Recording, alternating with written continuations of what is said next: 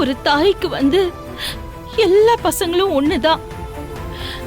அதுல ஒரு குழந்தை கஷ்டப்படும் போது ஒரு தாயால எப்படிப்பா சந்தோஷமா இருக்க முடியும்? பாவம் கௌதம். இன்னைக்கு நான் அவன் வீட்டுக்கு போனேன் தெரியுமா? அந்த வீட்டுல எந்த வசதியும் இல்லப்பா. ஒரு கட்டில் இல்ல, பாயில தான் படுக்கிறாங்க. அவங்க அங்க அப்படி கஷ்டப்படும் போது நான் மட்டும் இங்க ஏசி பங்களான்னு வசதியா சந்தோஷமா எப்படிப்பா இருக்க முடியும்? அதெல்லாம் நினைச்சு பார்க்கும்போது என்னால சாப்பிட கூட முடியல தெரியுமா? ஏன்பா கார்த்திக், நம்ம கிட்ட இவ்வளவு சொத்து இருக்கும்போது கௌதமோட சொத்து நமக்கு எதுக்குப்பா? அவனோட சொத்தை அவனுக்கே திருப்பி கொடுத்துடலாம்ல. ஐயோ